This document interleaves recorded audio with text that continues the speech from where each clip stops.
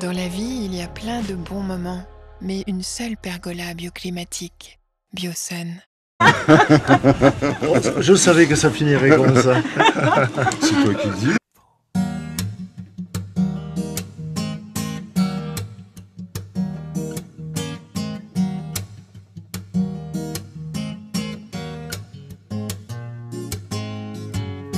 It might seem crazy what I'm about to say.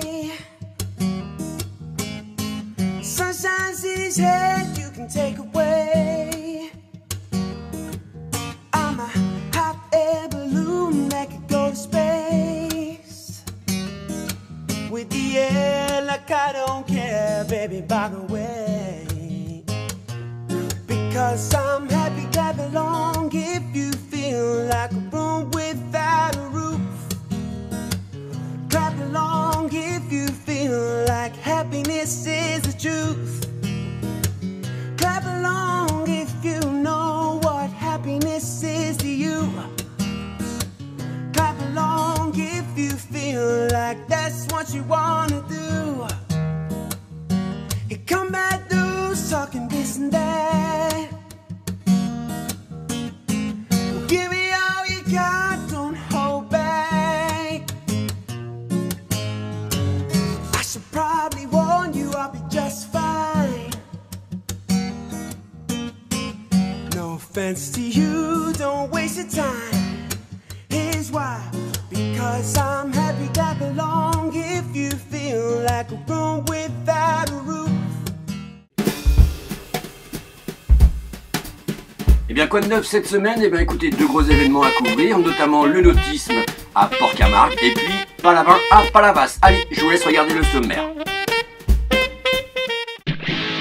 Au sommaire, cette semaine, nous allons nous diriger direction Port-Camargue avec le salon du nautisme. Et vous allez voir, Brigitte nous a réservé des interviews exclusives et tout ça pour Happy TV. Et puis nous irons aussi à Palavas pour le Palavin organisé par le Lions Club. Allez, je vous laisse, moi je suis largement en retard pour rejoindre Brigitte, le temps de tout charger. Et on se retrouve tout à l'heure. Ciao!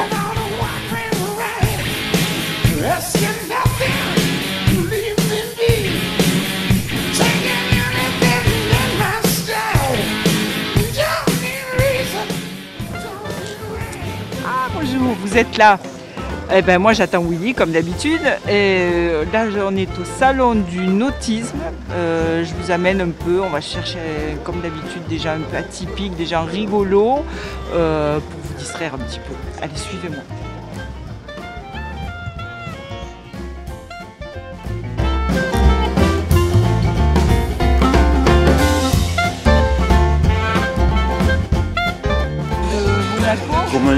De Monaco, que venez-vous chercher au salon du nautisme au Gros-du-Roi? rien en particulier, prendre un moment de convivialité dans ce beau port de Port-Camargue, faire un petit peu le tour des nouveautés parce qu'il y a des choses très intéressantes, complémentaires de Monaco, puisqu'en principauté nous avons le Monaco Yacht Show, mais vous sur notre catégorie à Port-Camargue, c'est un salon qui est très bien placé, très bien placé. Et puis j'aime bien savoir comme tout diplomate ce qui se passe, voilà, tout simplement. Vous n'êtes pas déçu?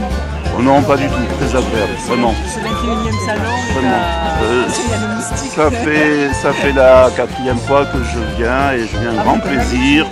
Et je reviendrai lundi à titre personnel et de façon très simple. Voilà. D'accord, merci beaucoup.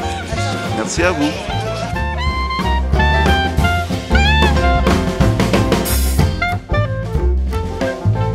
Des rencontres inédites comme le consul de Monaco que vous avez vu juste avant, mais je crois que Brigitte nous réserve encore plein de surprises avec encore des personnalités à aller interviewer. Allez, c'est parti, direction Brigitte.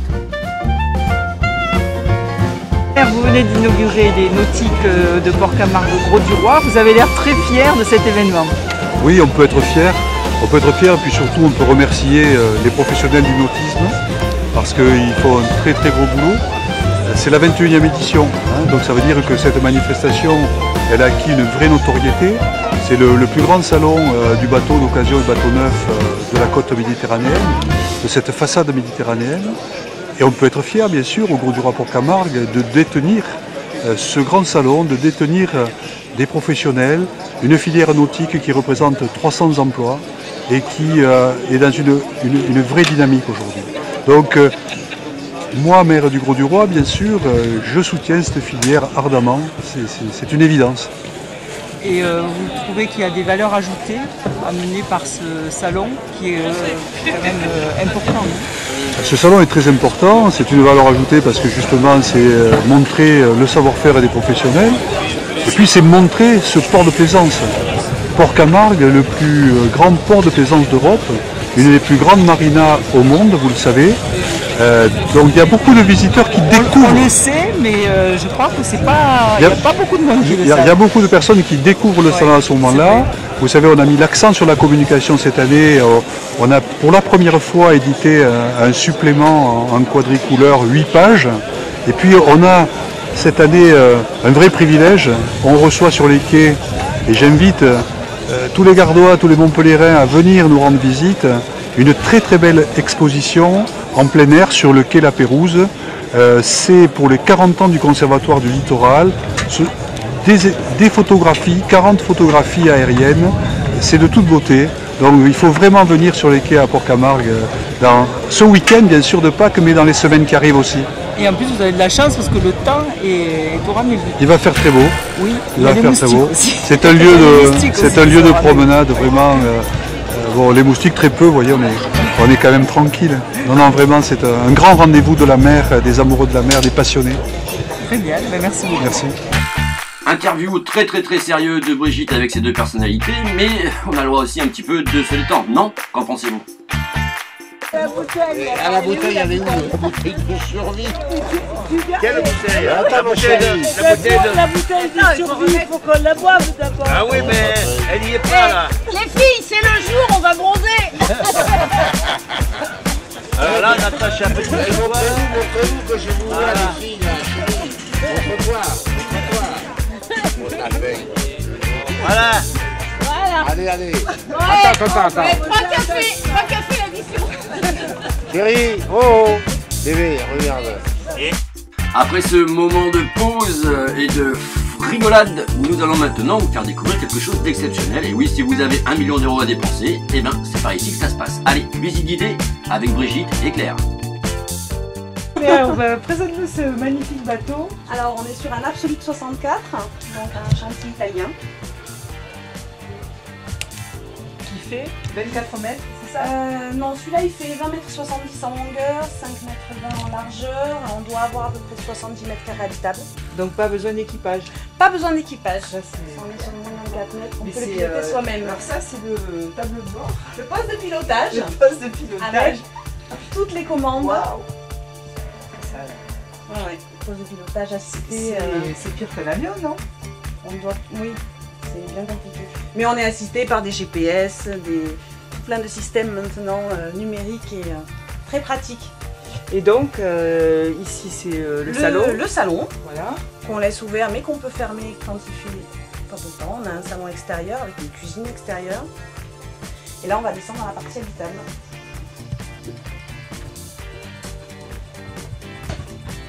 Voilà. Donc, la cuisine équipée, la vaisselle, la four, tout ce qu'il faut. Voilà. On a une master cabine de ce côté-là, donc la cabine du propriétaire. Évidemment, c'est la master. Je vous amène.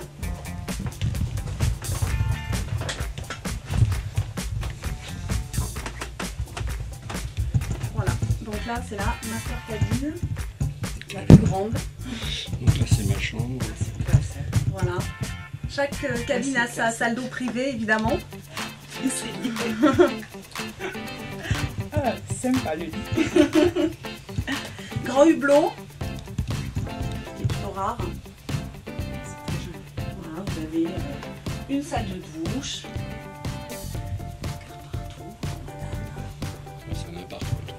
Oui, 75 m² à peu près. On part en croisière à 6 personnes tranquilles. On a aussi une cabine pour l'équipage avec 2 lits superposés et une salle de douche privative aussi. J'y vais avec mon fils, je tiens une semaine dedans sans aucun souci, donc on passe à 8. Et oui, c'est pratique. Hein. Les enfants, les invités. Sur certaines unités, vous pouvez rapprocher le lit pour en faire un double. Pareil, vous avez un placard caché ici, des rangements partout au-dessus, sous les lits, et une salle d'eau privative. Ici. Donc 3 chambres, 3 salles d'eau. Voilà. Plus la cabine du mousse qui est...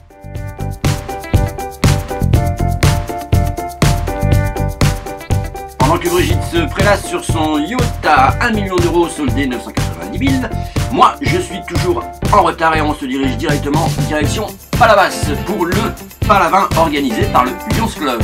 Allez, voyons tout ceci en images.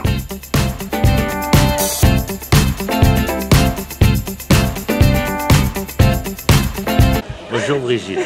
Bonjour. C'est la première Brigitte que je rencontre dans la région PACA. Ah bon? Ah On ouais. n'est pas dans PACA là ici. Dans les Landes, j'en ai connu. On n'est pas dans PACA. Et Alors, non, vous on êtes n'est la pas première dans quand même en PACA dehors de la ici. région PACA. Hein? Wow. Je vous écoute. Bon, bonjour Gégé, donc vous êtes Bonjour. au salon du vin de Palavas. Ouais. Alors vous vendez des foie gras. Alors dites-nous d'où vous venez, comment vous les fabriquez. On est présentez-vous. juste à côté. Prenez le premier rond-point à Palavas, à gauche, et toujours tout droit. Et dans 700 km, vous êtes chez nous. Les Landes, ça vous parle? Non, sans plaisanter, on est des Landes. Sud des Landes, c'est la région qu'on appelle la Chalosse. C'est le pied des Pyrénées pratiquement. Et là, on est une petite coopérative de fermiers qui produisons des canards à qualité label rouge. Alors, j'insiste sur le label parce que c'est très rare. Nous sommes 7 en France à avoir la qualité label rouge. C'est une charte énorme. D'accord. Voilà. Donc Daniel, vous êtes au salon Palavin, vous Oui. avez un tas de produits, des produits locaux et notamment vous avez des truffes. Alors expliquez-nous un petit peu d'abord votre activité et sur la truffe, qu'est-ce que vous faites, si vous la produisez ou... Nous en produisons une partie, nous achetons une autre partie, puisque bon, nous faisons beaucoup de ventes, donc on n'a pas assez de production, si vous voulez, nous autres personnellement, pour pouvoir contenter tout le monde. Donc au travers des petits trufficulteurs que nous avons autour de nous, nous rachetons leurs truffes, donc nous faisons un peu aussi le métier de courtier. Nous rachetons les truffes que pour nous revendre par la suite. Et dites-moi la technique pour ramasser les truffes, parce que j'ai entendu parler des chiens, des mouches. La technique, vous faites il n'y a pas comment, 50 techniques pour la truffe. Aujourd'hui, si vous voulez, le cochon a disparu. Hein. Le cochon, comme me disait ma compagne à une époque, elle me disait je préfère avoir le chien sur le divan que le cochon au masse. Donc, de ce fait, on a éliminé le cochon. Quoique, ma foi, je le vois rire derrière sa caméra. La truffe, alors la truffe, pour la récolter, on a deux solutions. Aujourd'hui, c'est ou la mouche, mais la mouche, ça demande du temps. Il faut être ou retraité, ou pensionné de guerre, ou quelque chose, parce que là, ça demande... Mais c'est une mouche spéciale, c'est une mouche spéciale. C'est une petite mouche qui a des ailes très, très longues et très rondes en bout, avec des yeux très rouges, et qui est de couleur je dirais, ça existe, rouge ça lit de vin. Et cette petite mouche, si vous voulez, oui, on l'élève nous autres même. Ah, mais vous les élevez, on parce que c'est pas des mouches qu'on trouve dans la nature. Ah oui, c'est des mouches naturelles, Ah c'est bon, naturel. Mais quand on a une truffe, vous voyez, qui est pleine de verre, quand elle est toute véreuse, on va la garder dans un récipient, dans un tupperware, et la mouche va se développer. Et après, on va voir la mouche qui sera à l'intérieur, et quand on va sur un lieu où on sait qu'il y a de la truffe, on ouvre le bocal, on laisse partir les mouches. Et là, les mouches, elles vont partir comme ça, elles vont aller, et il faut toujours se mettre face au soleil, pour les voir briller. Et donc la mouche va venir, hop, elle va se poser sur la terre. Alors là, avec un bâton, on va la faire repartir, hop, elle va repartir. Et automatiquement, comme elle a senti la truffe, elle va revenir. Et quand elle revient, c'est à ce moment-là qu'on creuse. Et c'est là, mais bon, c'est un travail qui me demande beaucoup de temps. Aujourd'hui, nous, ce qu'on fait, je dirais, tous les trufficulteurs du jour, c'est les chiens.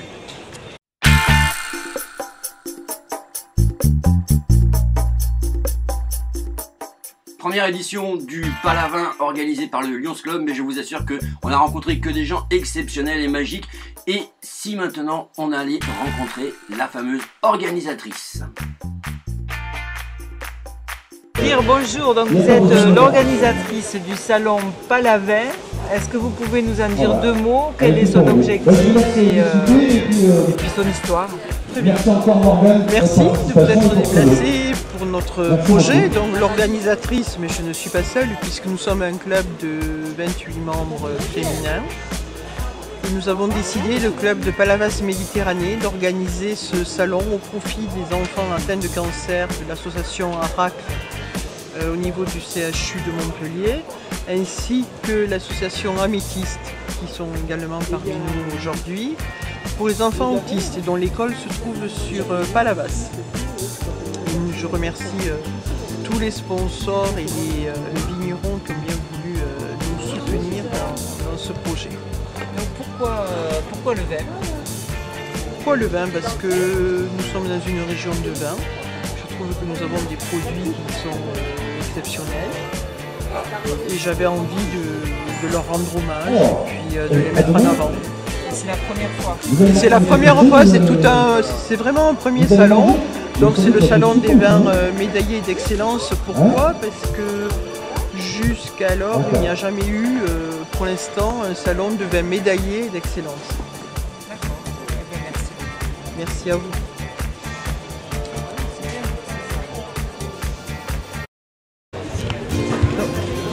Donc Mireille, bonjour. Vous êtes aujourd'hui au Salon du Vin à Palavas. Vous représentez le MAS Belle-Eau. Donc parlez-nous un petit peu de votre vin. Eh bien, c'est un domaine déjà qui se trouve sur la commune de Pau, à côté de Pézenas. Donc je suis venue avec une gamme de vins, je pense, assez large. Je présente un blanc, qui est un assemblage de Grenache blanc, Vermentino, Clairette, un rosé en Syrah Mourvèdre, et puis une gamme de monocépages sur des vins de Pays d'Oc et 3 AOC Languedoc. Et donc vous êtes producteur? Voilà, nous sommes producteurs de vin, tout à fait. Et donc vous faites du vin biologique, c'est du vin normal? Alors notre vous avez vin... quelque chose de spécial dans votre production? Au niveau de la production, nous ne sommes pas labellisés en agriculture biologique, mais par contre, sur nos 75 hectares de vignes, nous avons un îlot de 30 hectares qui, lui, est cultivé en agriculture biologique. Voilà, mais on ne revendique pas l'appellation AB. Et vous vendez que localement ou vous exportez? On vend à l'export, on vend au CHR au niveau national. Et puis surtout, on ouvre maintenant notre point de vente à la propriété. On propose des visites de la propriété commentées à travers une découverte du vignoble, des installations techniques. Et puis on propose une offre no touristique assez intéressante, je pense, en 2015, avec des cours de cuisine, des spectacles en plein air, des soirées tapas. Voilà. D'accord, donc c'est un petit peu pour se situer au vin, parce que le vin, peut-être vous n'arrivez pas assez à en vivre. Non, c'est parce qu'on a un cadre qui est vraiment idyllique. D'accord, voilà. Montrer votre propriété. Exactement. Pour la mettre en valeur. Tout à fait. Nous avons un château du 19e siècle qui date des Folies bordelaises, un mas du XVIIe siècle, et tout ça encadré par un parc de 4 hectares ombragé de chênes centenaires, et on a vraiment un cadre qui est vraiment parfait pour accueillir les visiteurs. Exactement. D'accord, très bien, ben merci. Merci à vous. Quittons momentanément le Palavin à Palavas pour vous faire découvrir un lieu inédit avec des gens aussi formidables. Allez, toujours à Palavas, on regarde tout ça en images.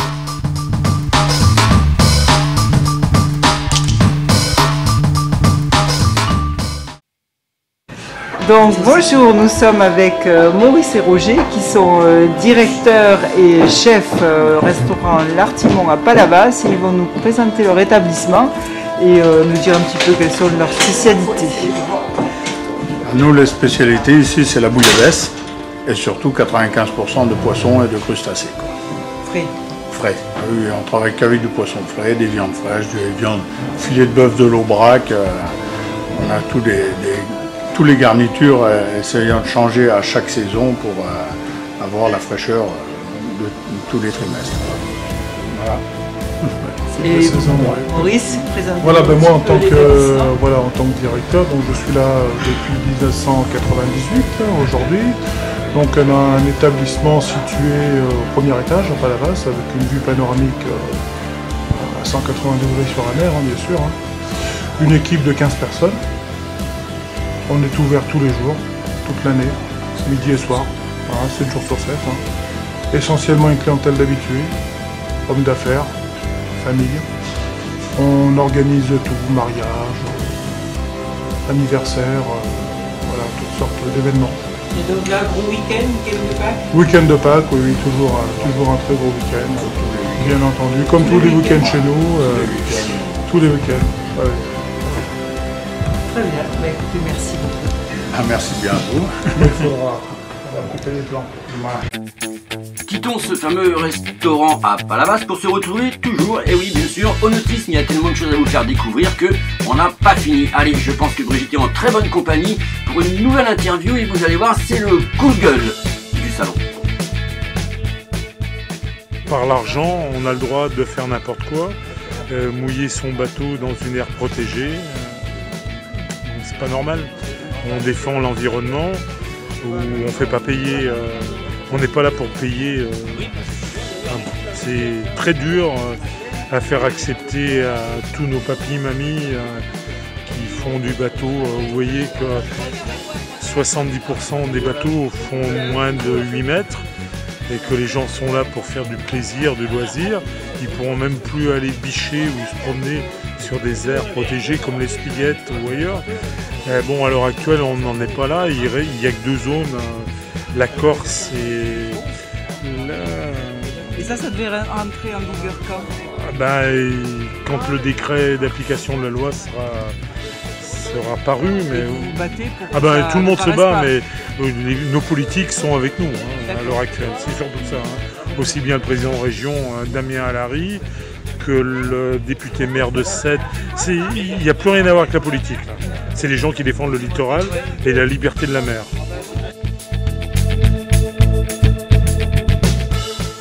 Alors on est avec Françoise, Anna, Laurent et Dimitri qui vont nous présenter leur produit qui est un bateau un peu original. Voilà, alors en fait c'est pas vraiment un bateau, c'est plutôt une maison flottante. Voilà, donc c'est un concept très nouveau, ça permet de vivre comme sur un bateau effectivement. On peut le déplacer mais le but n'est pas de naviguer, c'est plutôt de vivre sur l'eau toute l'année. C'est conçu vraiment comme une maison avec tout le confort. Il y a un chauffage par le sol. Un chauffage par le sol. C'est une vraie maison sur l'eau. Une excellente isolation, norme nouvelle BBC, des matériaux de qualité, du bois, de l'acier. C'est bien ça, aluminium. Et puis l'aménagement est à la carte en fait. Soit on peut le livrer nu et aménager à sa façon, soit nos architectes peuvent concevoir un intérieur à votre goût, à vos besoins. Et donc ça peut être très bien pour faire des bureaux par exemple sur l'eau. Tout à fait. Ça peut être idéal. Oui, on a même eu un client qui était intéressé pour faire un salon de coiffure sur l'eau, sur un lac. Oui, oui, tout à fait. Et c'est considéré comme un bateau au niveau des impositions et tout ça? C'est la même chose qu'un bateau? Oui, parce qu'à partir du moment où il y a un moteur, il faut une place, voilà. Une place au port. Alors, soit sur un plan d'eau privé, oui. Et soit effectivement sur un port fluvial. D'accord. Très bien. Et donc c'est une fabrication russe? Polonaise. Non, polonaise. Voilà. D'accord, et c'est tout nouveau? Tout à fait nouveau, oui, c'est tout nouveau. Il y en a déjà? Non, il y en a pas. Dans la région, vous en avez? Non. Non? Non. On fait découvrir ce concept à l'occasion des nautiques. D'accord. Eh bien, merci beaucoup. Je vous en prie, plaisir. L'idée de Jenny est vraiment formidable. Allez, on va retourner direction Palavas. Et oui, cette fois-ci, on va vous faire visiter avec le fameux petit train la ville, mais en version accélérée. Et puis on se retrouvera toujours, bien sûr, parce que c'était aussi très important, Palavin. Et là, vous allez voir, oui, il n'y a pas que du vin. Vous allez voir, il y a aussi des choses très surprenantes, mais toujours avec des personnages très attachants. Regardez tout ça.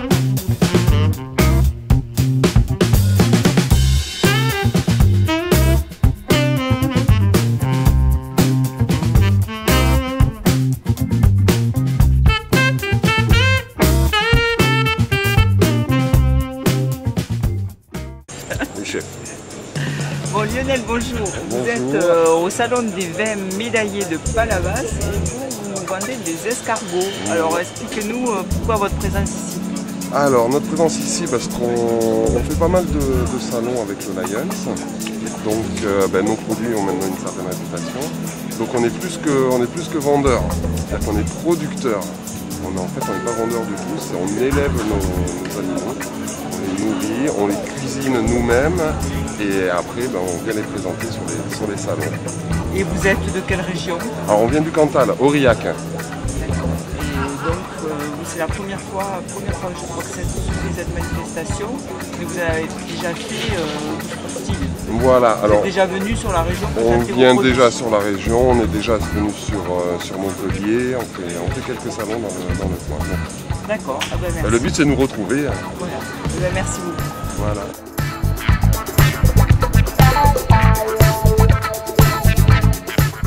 Non. Charles Mireille. Charles Mireille et Jean. D'accord. Voilà, exactement. Donc bonjour Mireille, bonjour Charles. Donc vous êtes producteur de vin. Parlez-nous un petit peu de votre région et de vos produits. Eh bien, nous sommes d'origine bourguignonne, Mâcon. Et pour des raisons de travail, on est venu dans le Midi et nous avons créé notre domaine. Nous avons racheté le domaine de notre voisin et c'est devenu le gros domaine, l'Herbe Sainte. Voilà. Et nous travaillons en famille, ma femme, nos 2 enfants, le fils, la fille. Et on a 65 hectares de vie et on a tout refait, les vignes, le chai. Et en ce moment, on est en train de faire du tourisme. On va se lancer dans l'agro-tourisme avec une salle de réception de 300 personnes, des groupes, tout un truc, et 3 gîtes dans un premier temps. Et on compte se développer plus si ça marche, faire d'autres gîtes, Donc bonjour Philippe, vous êtes aujourd'hui au salon du vin à Palavas et vous représentez le château Léon. Donc vous êtes le propriétaire? Alors je suis un des propriétaires, je suis un des membres de la famille Montagnier. C'est une propriété familiale depuis toujours. C'est une propriété d'une 50aine d'hectares, donc basée au plein centre de l'appellation Corbière. Les typicités de cette propriété, c'est qu'on est à la fois sur sol argilo-calcaire et sur schiste. Donc on fait à la fois des vins légers et fruités et des vins légèrement structurés, voire même structurés pour des vins de garde. Et donc le Corbière c'est dans l'Aude? Corbière c'est dans l'Aude. C'est exclusivement dans l'Aude? C'est exclusivement dans l'Aude. Oui. C'est au sud du fleuve Aude. Et il n'y a que du vin rouge? Rouge, rosé et blanc. Ah, rouge, rosé et blanc. Mais le rouge représente 90% de la production. Et donc c'est un vin qui a une fruité. C'est un des vins du Languedoc où on a les 5 cépages méditerranéens, Carignan, Syrah, Grenache, Cinsault et Morel. Très bien, merci. Laissons Brigitte à Palavas au Palavin et retrouvons-la avec une autre interview exclusive. Nous avons interviewé, ou plus ou moins elle a interviewé, les gendarmes. Mais oui, ils sont présents aussi au nautisme et croyez-moi, ils jouent un rôle très important. Bonjour Christophe, donc vous êtes aujourd'hui, vous représentez la gendarmerie sur les nautiques de Port-Camargue. Alors que fait la gendarmerie dans cette manifestation et quelles sont ses missions en général? Bonjour, donc la gendarmerie nationale est représentée avec sa vedette pour la brigade nautique de Port-Camargue. Sur le salon, principalement pour renseigner les gens sur les réglementations maritimes, tout ce qui concerne le matériel de sécurité, les zones de navigation, le respect des règles de route et de barre quant à leur activité maritime. Donc voilà, on est là uniquement, principalement pour la représenter et renseigner les gens. Ensuite, donc pour les activités de la gendarmerie nationale sur les côtes départementales, donc pour moi, brigade nautique du Grau-du-Roi sur le Gard. On fait appliquer la police de la pêche, le suivi de la commercialisation de cette pêche, donc ça ce sont les parties annexes, et tout ce qui est réglementation maritime, donc sur le contrôle des documents des navires, sur les zones de navigation pour les permis, savoir si les gens disposent bien du permis valable pour la zone dans laquelle ils naviguent, et le matériel adéquat qui est obligatoire sur les bateaux. Donc le contrôle il se fait autant en mer que sur terre? Tout à fait, oui, bien sûr. On approche directement les bateaux en mer avec les conditions météo qui vont nous limiter plus ou moins, et après sinon on procède à des contrôles directement dans les ports. On intercepte le bateau comme une voiture. D'accord, ah ben écoutez, merci beaucoup, c'était très instructif.